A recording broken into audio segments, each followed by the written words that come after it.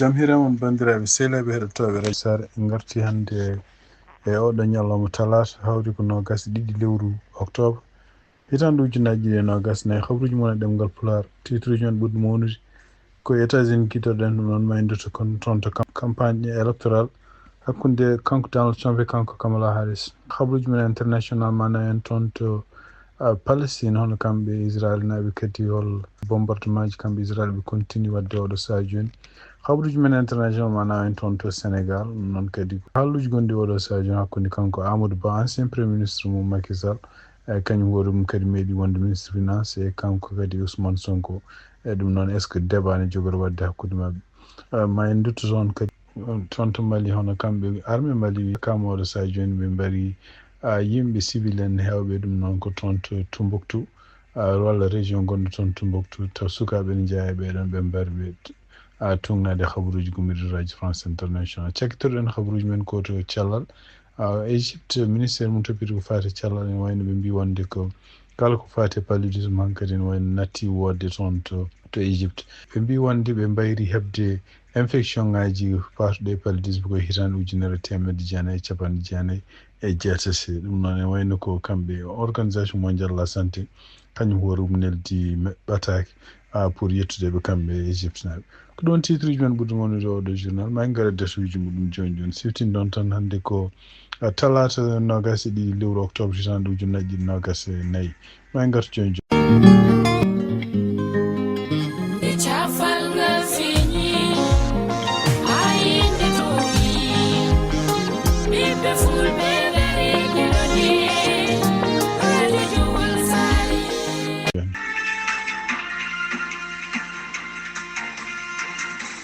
bandiraɓe sehlaɓe heɗotoɓe radio Jowol Sare jaam hiire moon yimɓe ni hande habruji men toon to États-Unis hono kanko Kamala Harris e kanko Donald Trump ɓe goni koye balɗe cakkitte campagne mabɓe timmani jonti ɗiɗi ko heddi ko fate woteji état ji ɓurɗi noon e wonne renede oɗo sahaji walla wattede haqqillaji toon to Pennsylvania e toon to Georgia e toon kadi to Caroline du Nord ene wayno ko woteji keñoraɗi puɗɗima ɗum noon ko mobilisation mawɗo waɗama toon hono kamɓe démocrate walla kamɓe républicain pour ƴewde yimɓe mabɓe ko taw ko yimɓe ɓe ganduɗa henna yimɓe ɓe ɗaɓinima gotan ɓe so tawi kañumen jalti pour wadde woteji keñoraɗi walla gardinaɗi ko wawi wonde fof ne wayno ko kanko banggue makko kanko Kamala Harris o dañi ene wayno e kabaruji jaltude hande hono kanko ɓi wonde Gerald Ford ɗum noon ko gonnoɗo président mo États-Unis kadi ko républicain kanko biyeteɗo Susan Ford Bales ene wayno ko kanko woni ɓiɗɗo wayno ko kanko woni kodda kanko ancien président Gerald Ford ene wayno windi ɓetaki hanki ñande nogas e lewru octobre ɗum noon fade campagne Kamala Harris wonde ko kanko hoore makko endorsi ɗum pour wonde yo won présidente ko jiiɗa ɗum ene wayno ko kanko président Obama e kanko kadi Lisa Cheney e républicain ji kewɗi kadi yantuɓe makko kanko Kamala Harris e artiste uji ɓe ñalli hande koye état ji ko wayno Pennsylvania ko wayno Wisconsin e ko wayno toon kadi to Michigan ɗum noon ko campagne e tinni oɗo saha joni pour beele Kamala Harris ene wawa dañde ɗiɗo état ji foof kolla kanko ancien président Donald Trump kanko ne wayno ñalli koye ɗiɗon état ji ko wayno Caroline du Nord e toon to Pennsylvania ɗum ɗo fof siftini ɗon tan ko goto mabɓe so dañi ɗiɗo état ji tati surtout ko wayno Georgia ko wayno Pennsylvania ko wayno Caroline du Nord e ko wayno Michigan hawnaki ma ɗum ɗon walla ɗum hebde gagnade woteji payaɗi ɗi siftini ɗon tan wonno kanko Jill Stein ene wayno kadi kanko oɗo debbo ko indépendance ko candidat pour wonde présidente ene wayno kadi imame ɓe hewɓe taw ko julɓe mbaɗi kañumen koyemumen déclaration hanki en ñaagui julɓe yo gotan hono Jill Stein par ce que Jill Stein tan woni kaɓeteɗo pour wallude cause Palestine naɓe ko jiiɗa ɗum noon kanko Kamala Harris en ɗamina janggo mo jodde e CNN kadi mo jodde télévision ngaji goɗɗi pour waddude men ko wiyete town hall ko ɗum waɗi kanko Donald Trump o wi sibabunde Kamala Harris koko joddoto e ɗiɗo galleji jayniyankoji ene wayno ko Kamala Harris koko ƴefti ñalawma pour no fofto ɗum ɗo fof critique aji ko fate en kanko Donald Trump fade Kamala Harris ko jiiɗa ɗum ko ɓuri haalde hannde bange républicain je ne wayno ko haalluji makko kanko Donald Trump ɗi haalluji nefniɗi mbiyata haalluji kadi ne wayno ko nodduɗi cikako surtout ƴettoje e gueɗe mbaɗ noon no yinomo toon to Pennsylvania to omo haala e neɗɗo goto biyeteɗo Arnold Palmer surtout omo haala gorago muɗum omo haala gueɗe ɗe ngannduɗa nefniɗe pour yimɓe loddoto e ɗum holko tesiri mum caggal muɗum kadi yiyama kanko hoore makko mo hutoro ko konngol ƴettoje ha faade Kamala Harris ko républicain won hen nen miijo ƴewde est ce que kanko omo jogui probléme haqqille saabu gueɗe ɗe waɗata ɗe o natti haalde ko fate campagne walla ko fate woteji walla ko fate caɗele ɗe ngannduɗa omo foti yennirde ɗum démocrate en walla kanko hoore makko défendirde hoore makko fate campagne makko no haalata ko gueɗe nefniɗe aɗum noon ko ɗum woni ko haalte oɗo saha joni ko jiiɗa e ɗum noon wayno ko siftindon tan woteji ɗi mbaɗata ko ñande 2 lewru novembre hitande ujunaji ɗiɗi e nogas e nayyi kono noon état ji kewɗi oɗo saha joni goni koye puɗɗima yamirde yo kala jiɗɗo wodde law yo ar woota noon wonande onon kadi wonɓe États-Unis kala e moɗon gonɗo nokku ɗo wawi won fof yo yaa bureau élection ngaji kawni muɗum namdo so tawi ne wawi wodde law ɗum noon firti ko yataw jomum taw winditima e caggal muɗum so tawi ne winditima ɓe jamira ɗum yo wotoy law hayso winditaki ne wawi yaade kam bureau élection ngaji kawni muɗum ƴeewa so tawi ne wawi winditade kadi so tawi ne wawi wodde law. Kabaruji e ɗemngal Pulaar e radio Jawol Sare. habaruji men international kanko Anthony Blinken en wayno ummima toon to Israel hannde ɗum noon ko caggal kadi jillugo waɗi toon ɗum noon ko wawde ƴewde kadi hono kanko Benjamin Netanyahu beele ɓe jaɓa kadi ruttinde yimɓe makko ene kalda e yimɓe Hamas ene kalda kadi e leyɗe Arabe ko ene Égypte ko wayno Qatar pour ƴewde jaam no dañira toon de Gaza surtout yenno ko caggal nde kadi hono kanko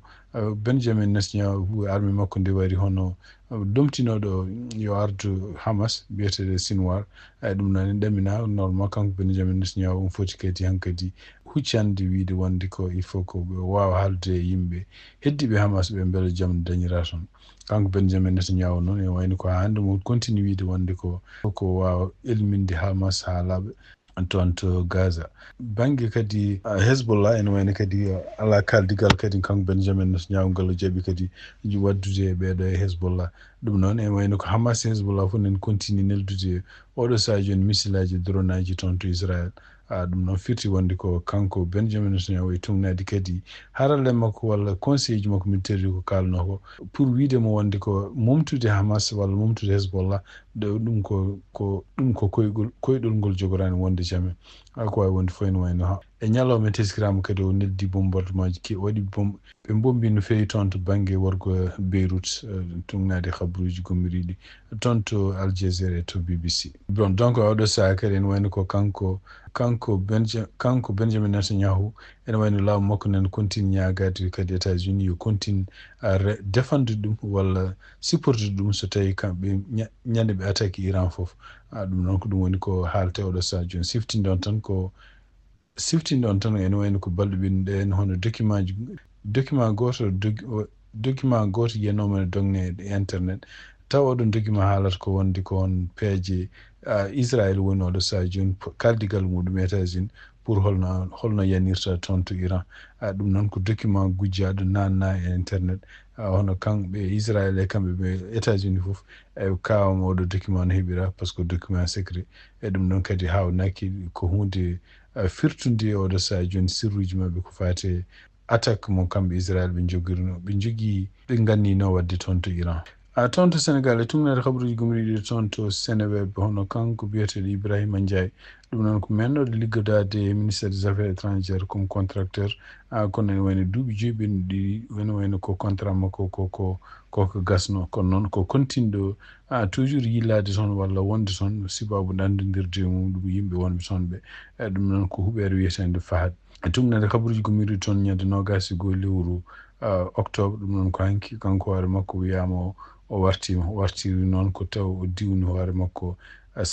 ummade sappo e jeeɗiɗi étage o yana leydi donc e tumnade ɗiɗon habaruji hono kanko ministére toppitiɗo ko fate intégration africaine et des affaires étrangères hono waɗi déclaration sunare mabɓe wonande koreji oɗo mayɗo wonande kadi mayɗo e ɗum ɗon kadi ne wayno koɓe continue ɓe mbima konde ko mabɓe mbadda enquête pour holko woni sababu mayde makko kanko oɗo Ibrahima Ndiaye oɗo Sadio en tuma wonde ko bartiɗo kono noon anda ka taw est ce que ɗum ɗon walla ko holko woni sababu so tawi ko bartiɗo walla so wartaki ha hande toon Sénégal hono kanko Amadou Ba o jaabinoma hanki guila hecci hanko jaabinoma hono o jaabinoma o arino e télévision haalde gueɗe ɗe ganduɗa henna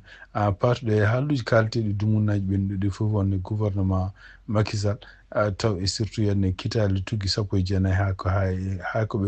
ha ko laamu kesum ngu ari ko tawi toon ko gueɗe ɗe ganduɗa corruption ngaji gueɗe no kalisaji dirtinaɗi tiraji mbaɗaɗi falsifié e ɗum noon e nder konngol ngol haali kanko Amadou Ba d' abord o jaabima gueɗe kewɗe ko fatude hen holno fuɗɗiri ligguey e kadi yimɓe tumoɓe wonde mo jogui kalisaji ɗi pour o famna ɗumen holto kalisaji makko gummi o haali kadi o wi wonde kanko karalla par ce que kanko hoore makko o hebli yimɓe hewɓe temedde yimɓe hewɓe toon to Sénégal ene jeeya ɓeɗon ɓe heblini hono kanko Ousmane Sonko eyyi kono ene wayno ko yalti balɗe ɗiɗi ɓennuɗe wonde ko soit ko kanko Ousmane Sonko mo namdo Amadou Ba yo ar ɓe mbadda débat walla surtout wonde ko kanko parti makko kanko Amadou Ba eɓe namdo kanko Ousmane Sonko yo ar ɓe mbaɗa débat andaka noon oɗon débat sene jogori wonde won yimɓe hewɓe ɗi ganduɗa taw ko haralleɓe ko fati hen walla anduɓe kanko Ousmane Sonko e kanko Amadou Ba ɗaɓinaki wonde Ousmane Sonko ne jogori jabde joddade makko waddudemo ko débat d' abord wiide mamɓe wonde Ousmane Sonko kañum wona neɗɗo jiɗɗo débat yiɗi tan ko haalde caggal haalluji walla won yiwiɓe kadi ene wayno ko kanko Amadou Ba ni wawi wasa jabde waddude débat e neɗɗo gonɗo ɗo élève makko tawde kanko hoore makko mo jeeya e formude ɗum kono ko wawi wonde fof ene wayno ko ɗiɗo haalluji fof ko haalluji oɗo saha joni ɓeydiɗi jibde toon to Sénégal ko jiida ɗum hono kamɓe parti APR e nder communiqué ɓe mbaɗi hannde ɓe kaali wonde ko won gueɗe kewɗe jogorɗe wadde toon to Sénégal ɗum noon ko deftere wotere windade toon taw deftere nde kadi haalata ko fate indépendance Casamance donc deftere nde ene wayno ko deftere jogorde lollinede ñande 26 lewru octobre toon to Dakar deftere nde kadi ene wayno ko titre uji muɗum koko fate holno Casamance ko fate holno jogorto hoore mum Casamance taw kañum hoore mum ko nokku joguiɗo nokku gonɗo indépendante toon to Sénégal e kadi holko woni ɗe kamɓe wonɓe Casamance jogui ko fate en jimadi jimadi colonial toon Sénégal ko wawi wonde fof ene wayno ko kamɓe APR ɓe mbi wonde ko ɗiɗo haalluji kaɗo haala surtout haala Casamance ko irtude haalluji bonɗi kadi ko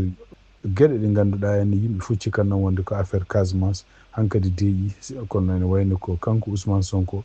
kanko Bassirou Diomaye Faye ɓene deeƴi taw ɗiɗo haalluji ne kaale toon ɗum noon ene wayno ko kamɓe APR parti mo Macky Sall ɓe mbi ɗum ɗo ko hunde nde fotani wonde ko hunde kadi jogorno addude caɗele mawɗe surtout tawde ko ɗum noon ko jogori firtude ko fate gotagu Sénégal ɗum ko mbiyata international holno Bassirou Diomaye Faye jaɓirta ɗum ɗon e surtout kanko Ousmane Sonko kadi holno jaɓirta ɗiɗon haalluji ne continue haalede surtout tawde o wiyata hoore makko kanko ko défendowo fate justice ko fate international donc ɗum ɗo fof ko fate politique gonaɗo ko fate noon élection ngaji mabɓe ñande 17 lewru novembre ene wayno ko kamɓe parti ɗi fof ene wayno oɗo sahaji men goni koye campagne uji mabɓe ɗum noon ko soit rendinde kalis walla wadde coalition beele kamɓe yimɓe parti ji won hen ene mbawa rendude ƴewde hebde majorité ko fate député ji toon to assemblée mabɓe national woteji baɗoji ñande 17 lewru novembre hitande ujunnaje ɗiɗi nogas e nayyi ha hande toon to Sénégal Mauritanie e Mali ene wayno ko maayo Sénégal walla guure gonɗe e maayo Sénégal oɗo saha joni enene holle wonde ko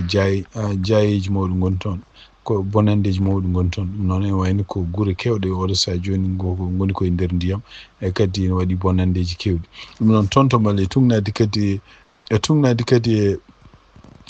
kadi e habaruji gummiɗi to radio France international ɓe mbi kene wona capanɗe jeetati e nayyi neɗɗo maayi toon to Mali sababude ɗam ɗo ilam oɗo saha joni ɓe mbi wonde ko donc tugnade rapport mabɓe mbaɗaɗo toon taw rapport waɗi ɗum ko comité ministériel toppiti ko fate gestion crise et catastrophe waɗi ɗum ko ñande 19 lewru octobre ɓe mbi wonde kene wona temettere capanɗe 5 ujunere neɗɗo oɗo saha joni ene wayno ko yimɓe ɓe ganduɗa jeeyaɓe e ɗum noon en mbi wonde ko kamɓe laamu transition gongu ton ɓe gondi koye ƴeewde oɗo saha joni ƴeewde hol peeje ɓe mbaɗata surtout ha hande ɓe ɗamini wonde ko ndungu ngu gasani donc ɗamina toɓoji kadi garoji ɗi naki ɗum ɗo fof ko caɗele mawɗe jogori wonde ko ɗum waɗi oɗo saha joni ɓe goni koye rendinde ƴeewde hol dole ɓe mbaɗata pour wawde wallude ɗiɗo nokkuji jooliɗi ɗum waɗi kamɓe laamu gongu ton ndu ñande ɓe kalino ɓe mbi wonde ko lewru août kañum wiyete ko catastrophe national ɗum noon ko lewru ɓurndu wonde jeeya donc ene wayno ko école aji kadi ponnoɗe fuɗɗade ñande 1er octobre ene wayno reportama ha ñande 4 novembre toon to Sénégal kadi ko ɗum woni caɗele gonɗe toon kadi to diwanuji takkiɗi maayo Sénégal ɗum noon tan ko tuggi tan Bakel ha yettanima Saint-Louis ene wayno ko kanko laamiɗo Sénégal o yillinoma toon to surtout toon to nokkuji Tambacounda o wawino kadi yaade toon to Kédougou ɗum noon wayno ko to banggue Sénégal to hono kamɓe politicien ji e kamɓe kadi walloɓe taw ko civil en eɓe goni koye ƴeewde holno ɓe balliri surtout ɓeɗo jeeyaɓe toon ko ɗum waɗi hono kanko Ceerno Madani Tall kanko waɗa mako udditi ko wiyete kañot ɗum noon ko wallude yimɓe ɓe ganduɗa jeeyaɓe toon to diwan maayo Sénégal ko kañot mo ganduɗa pour wallude guila e kalisaji ha e ko wawi wonde foof hay ko wutorte hay ko ñamete wonande toon to diwan Sénégal toon to Mauritanie kadi ne wayno ko walla yimɓe toɗɗaɓe yo gardu toon to diwan Guidy Makha ɗum noon ɓe mbawi kamɓe koye mabɓe rendude pour ƴewde peeje ɓe ballodirta pour wawde faabade yimɓe yo ganduɗa joguiɓe caɗele toon to Guidy Makha surtout ene wayno ko diwan ko wayno donc caggal nde jeeyeji banɗuɗi toon to Wompu e Gabou fedde Guidy Makha naaɓe toɗɗaɓe yo garda ɗumen ko fate politique ɗum noon waɗi donc ene waɗi nogas ɗiɗi maire ene waɗi kadi député ji jeetati donc e goto e député ji ene jeeya noon kanko vice président assemblée nationale maɓe honorable Sidney Dramé Sohna ene waɗi kadi hono président conseil régional biyeteɗo docteur Issa Coulibaly ɓeɗo fof ene wayno ɓe fedde mabɓe nde ɓe mbawino rendude ɓe jeehi toon to guure kewɗe ɓe jeehi toon to commune aji kewɗi ɓurɗi wonde tampude oɗo saha joni ko wayno Wompu ko wayno Sange Jeeri ko wayno Gabou ko wayno Jogonturu e ɗum ɗo fof pour mbawde ƴewde hol bonandeji no mbayi heew toon donc ene wayno oɗo saha joni ɓe goni kamɓe koye mabɓe koye namdade laamu ngu yo wallu ɗeɗo guure mais kamɓe koye mabɓe rendinde kala ko mbawi wadde pour balle ƴewde faabade ɗeɗo guure ko ɗum waɗi toon kadi to banggue gorgol kadi hono kanko préfet mo Kahayɗi kadi o wawino yadude hohoɓe hewɓe surtout toon to commune gonɗo to Djowol hono kanko adjoint maire mo Djowol o yaadino o yaadiɓe yimɓe umminoɓe toon préfecture toon to guure kewɗe surtout ko wayno Ari Fundene ko wayno guure takkiɗe diwan Dande Maayo tuggi tan Djowol ha yettanma toon to Guiray ɗum noon firti tan wonde ko oɗo saha joni diwan kala ko takki Dande Maayo Sénégal ɗum noon to woni so yiiɗi wona Mauritanie walla Sénégal walla Mali ene wayno ko caɗele mawɗe goni toon ha hande kadi tawde maayo ngo kadi en continue hande ne ɓeydo hewde ndiyam habruji men international cakkitorɗen ko toon to Égypte e tungnade kadi ministére mabɓe toppitiɗo ko fate cellal ɓe mbi wonde hono ko ñaw mbiyeten ko paludisme ɗum noon ene wayno ko ñaw kadi addata ɗum taw ko ɓowɗi oɗo saha joni natti wodde toon to Égypte tungnade noɓe kaldi o mbi wonde ko ñaw nguɗo paludisme ko ñaw ɓoyngu ñaw wonnongo guila temps Pharaon e kadi ko ñaw ngu ne wayno kañum hoore wonti histoire e tungnade ɓe kaldi ɓe mbi konde ɓe mbayri dañji kala ko wiyete infection baɗo pour ko fate paludisme koye hitande 1990 ɗum noon ɓe mbi wonde ko heddi ko henne ɓe daña caɗele seeɗa ko fate nguɗo ñaw kono noon ko ɓuuri hewde hen koye caɗele gummotoɗe caggal leydi ko ɗum waɗi hono kanko directeur général organisation mondiale la santé ano biyeteɗo docteur Tedros Adhanom ene wayno ko éthiopinajo kanko waɗa makko yetti hono laamu Égypte e surtout yen ministére mabɓe toppitiɗo ko fate cellal hono tinnare ne mbaɗi ha mbawi habde nguɗo ñaw e kadi ene wayno kadi mo ɗaɓɓi kadi leyɗele goɗɗe kadi walla organisation ngaji goɗɗi to mbawi wonde foof yo mbawa kadi ñambude hono ndiɗo leydi ene wayno oɗo saha joni kamɓe Égypte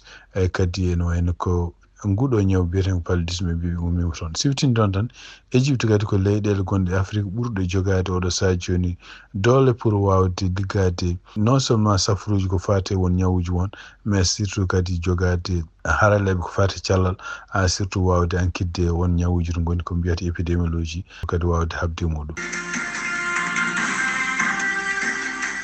bandiraɓe sehlaɓe heɗotoɓe radio Jowol Sare ko ɗi habaruji min jogon noon hannde e ɗemgal Pulaar siftin ɗon tan hannde ko ñalawma talata hawri ko nogas ɗiɗi lewru octobre hitande ujunnaji ɗiɗi e nogas nayyi ɗum noon haaldande moon musidɗo moon Amadou Touré yen mbaala jaam ha janggo kadi so Allah jaaɓi on jarama.